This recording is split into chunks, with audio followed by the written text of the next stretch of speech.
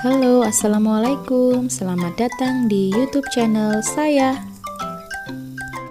Pada video kali ini akan saya bahas tentang jenis-jenis dari teks deskripsi dan cara menyajikan teks deskripsi dalam bentuk lisan dan tulisan. Kalian sudah siap? Yuk disimak.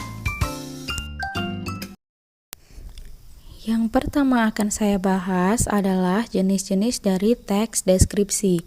Ada 3, yang pertama adalah teks deskripsi spasial, yang kedua teks deskripsi subjektif, dan yang ketiga adalah teks deskripsi objektif. Nah, ketiganya akan saya jelaskan sebagai berikut. Teks deskripsi spasial adalah teks yang melukiskan ruang atau tempat berlangsungnya suatu peristiwa. Pelukisannya harus dilihat dari berbagai segi agar ruang tersebut tergambar dengan jelas dalam pikiran dan perasaan pembaca.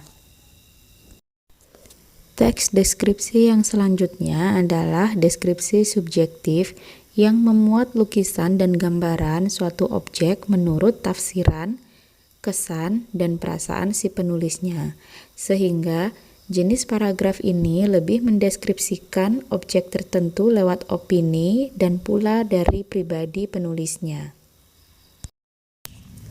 Yang ketiga adalah teks deskripsi objektif yang melukiskan dan mendeskripsikan suatu objek tertentu dengan apa adanya, jadi setiap pembaca bisa membayangkan kondisi yang sebenarnya pada objek itu. Paragraf deskripsi jenis ini tidak menyampaikan opini maupun kesan pribadi penulisnya. Mudah bukan? Jika sudah memahaminya, silahkan belajar untuk membuat contoh dari masing-masing jenis teks tersebut ya. Yang akan kita bahas selanjutnya adalah cara menyajikan teks deskripsi dalam bentuk lisan atau tulisan. Nah, anak-anak, teks deskripsi itu dapat disajikan dengan 2 cara. Yang pertama, bisa secara lisan dan bisa juga dalam bentuk tulisan. Nah, dalam bentuk lisan, teks deskripsi dapat disajikan dengan baik dalam bentuk rekaman suara seperti yang kalian lakukan sekarang ini. Bisa juga dengan tayangan suara dan video. Nah, coba kalian baca baik-baik cara menyajikan teks deskripsi dalam bentuk lisan seperti yang ada di video. Jika telat, kalian bisa menekan tombol pause ya.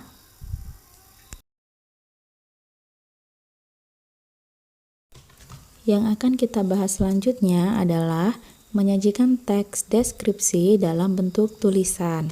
Ada 5 poin ya: menentukan topik, menentukan tujuan penulisan, mengumpulkan informasi atau bahan, membuat kerangka karangan tulisan, kemudian dikembangkan menjadi sebuah karangan.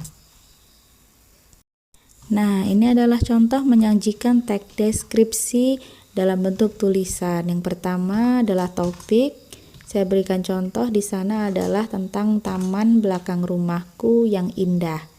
Ya, kemudian ada poin kedua, dia tentang tujuan penulisan. Selanjutnya yang harus kalian buat adalah mengumpulkan informasi atau data atau bahan.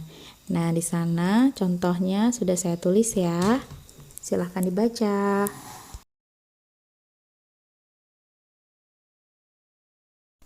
Selanjutnya, kita harus menyusun kerangka karangan.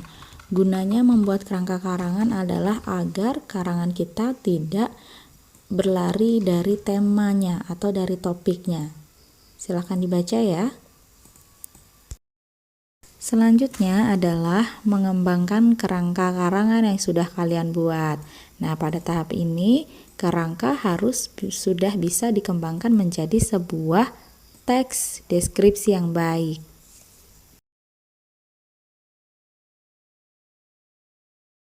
Baiklah anak-anak, Ibu rasa itu dulu yang akan Ibu sampaikan pada hari ini. Saya akhiri. Wassalamualaikum warahmatullahi wabarakatuh.